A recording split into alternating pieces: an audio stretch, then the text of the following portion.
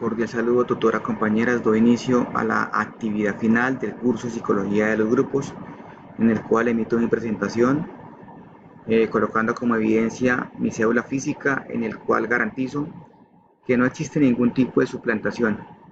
Soy el estudiante Daniel Eduardo Rosas Vizcaya, actualmente terminando el quinto periodo académico del pregrado de Psicología. Para esta actividad voy a dar respuesta a 5 preguntas orientadoras, las cuales justificando los conocimientos aprendidos en las 3 primeras actividades desarrolladas. La primera pregunta está determinada a qué es un grupo y cuáles son los criterios básicos de su existencia, para lo cual doy inicio a los aportes emitidos por Merton, 1980, en el cual relaciona el grupo con 2 términos importantes. Primero, la interacción que puedan tener entre sí y los esquemas establecidos que comparten estas personas. Por otra parte, tenemos otros criterios en el cual relaciono a Gabriel Tarde y a Allport, Floyd Allport, en el que parten desde lo individual. O sea que el grupo eh, también se mide de acuerdo a lo subjetivo, a los conocimientos o a las características del individuo como persona. Asimismo, Tardet habla de algo referente a la imitación dentro del grupo. Por otra parte, tenemos una perspectiva grupal, iniciando por John Felix Herbert, en el que habla de que la esencia de un grupo o las características del grupo las determina como tal la persona dentro de la sociedad que pertenece. O sea que este grupo va a tener una característica importante de acuerdo a su tipo de sociedad, a su ambiente en el cual ha existido. Es necesario resaltar que existen otros autores o exponentes como Wilhelm Wundt, que emite otro concepto también relacionado como el anterior, denominado la psicología de los pueblos. Aquí también hace énfasis a que el grupo como tal tiene una tendencia o unas características de acuerdo a sus costumbres, a sus tradiciones, a lo hereditado, a la historia de ese grupo. Y es aquí donde ese grupo va a actuar de acuerdo a esos principios emitidos. Kurt Lewin, otro autor muy importante, relaciona la idea de grupos con un término denominado con la interdependencia. O sea que para este autor podemos rescatar que primero el grupo se aplica de acuerdo a la suma de sus partes. También el grupo tiene unas características innatas, como es la parte de sus objetivos y las metas que quiere alcanzar el grupo. Estas metas del grupo están relacionadas con la modificación de cualquiera de sus partes que hace cambiar el estado y la situación de todas ellas. Más adelante tenemos otros criterios en el cual son importantes tener en cuenta dentro de la parte grupal en general de los actores. Hablan de exactamente 7 términos del concepto de grupo. Primero, que es la percepción de la membresía, la motivación, las metas comunes, la estructura, la interdependencia personal y la influencia mutua. Aquí hago un paréntesis porque ya tenemos a un autor que genera una tendencia muy importante, y es el autor Martín Baro, Ignacio Martín Baro, 1991, en el cual propone la parte desde la visión psicosocial del grupo. Esta persona sí se enmarca en que los grupos son necesariamente con características diferentes de acuerdo al sitio donde está marcado su entorno. O sea que la problemática, las influencias políticas, económicas, sociales van a ser parte de las características del grupo. Este actor como tal tiene 3 puntos de partida: su identidad, el poder y su actividad. La forma como está organizada, la forma como se desenvuelve, entre las personas. Como segunda pregunta orientadora tenemos cuáles son las diferencias fundamentales entre las teorías clásicas y la teoría psicosocial de Martín Baró en la psicología de los grupos.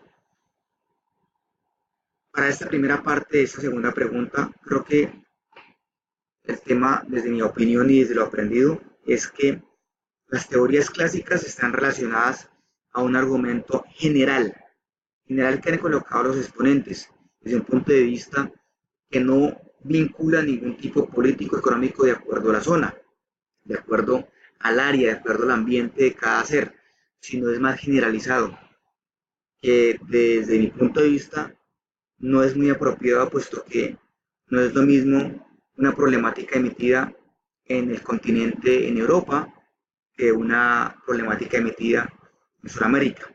Es aquí donde Martín Baró hace un énfasis en que, y deja una tendencia diferente aplicada desde la parte psicosocial, muy diferente a la clásica, toda vez que Martín Baró sí vincula la parte política, la parte social, la parte económica, y hace un énfasis en que el grupo tendrá una influencia relevante de acuerdo a lo que a las vivencias que tenga ese sector. Como la segunda parte de esta pregunta nos habla de cuál considera que es la importancia de la propuesta psicosocial de Martín Barner en el abordaje. Por la cual sin duda este autor, Martín Barro, nos habla de que la propuesta habla de la vertiente psicosocial, todo es que se analiza el grupo en función de las estructuras sociales con las que se comparten.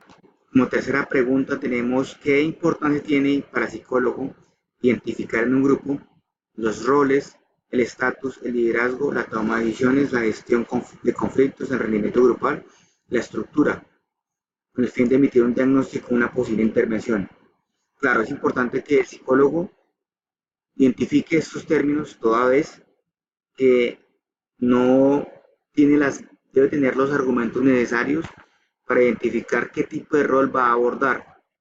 Ten en cuenta que existen diferentes roles, desde los personales, en el que tiene algunas características diferentes. Una de esas características es la parte de la personalidad, agresor, bloqueador, buscador, dominador. Entonces es aquí importante tener en cuenta eso, puesto que todos son diferentes. En la parte del estatus nos habla de unas áreas, unos sectores que son necesarios conocer. Esto desde la parte económica, desde la parte profesional, desde la parte académica, o sea, el grado de educación, el género, la raza, las características biológicas. Es importante identificar esos términos, puesto que desde aquí vamos a saber a qué tipo de estatus estamos abordando nosotros como psicólogos. Para esta toma de decisiones que emite un grupo, el psicólogo debe conocer, para emitir su diagnóstico, que quiénes son las personas más influyentes en el grupo, asimismo a cuáles y cómo se van a abordar de acuerdo a los conflictos que se puedan presentar. Es necesario conocer esto, diría yo, en áreas como la parte laboral, en donde se maneja un clima organizacional que se debe conocer e identificar. Primero, se debería individualizar cuáles son de pronto los factores que están afectando el grupo, y con base a esta individualización es necesario generalizar e identificar la problemática que se pueda presentar con el fin de desarrollar un diagnóstico. Desde nuestra cuarta pregunta del grupo elegido en el desarrollo del curso fue la parte académica. Entonces, en la parte académica que yo escogí fue un grupo de la UNAD que está desarrollando el curso de psicofisiología, un curso que demanda de mucha interacción grupal, puesto que casi todo el curso se desarrolla en trabajos de compilar los resultados prácticos desarrollados de diferentes áreas de la parte psicológica, fisiológica. como es la parte cognitiva, como es la parte emocional, la parte de los sueños, la parte de la atención, todo lo que hace referencia a las funciones ejecutivas. Aquí se encuentran bastantes hallazgos y es la parte de la falta de comunicación, la parte de mucha conflicto por querer asumir muchos liderazgos. En ocasiones existen grupos como el que me tocó a mí, en el que había más de 2 o 3 líderes que querían opinar y emitir sus puntos de opinión y imponerlos en el grupo. Es aquí donde como psicólogo implementaría diferentes técnicas, ya sea desde un grupo de discusión, creería yo que un juego de roles, y para tratar de mm, colocar las mejores ideas, pues sería bueno una lluvia de ideas. Eso referente a la parte de grupal. Para finalizar, tenemos una quinta pregunta en la cual hace referencia de la importancia que tienen los grupos en el desarrollo del individuo. Y este desarrollo se hace importante cuando nosotros estamos en constante vinculación con los grupos, puesto que estos grupos nos van a dar a nosotros un aprendizaje permanente. Todos los días aprendemos de las demás personas y esto va a hacer en mí una formación muy importante en el momento de tomar decisiones, en el momento de identificar cuáles roles, de acuerdo a mi personalidad, yo voy a ejercer dentro del grupo.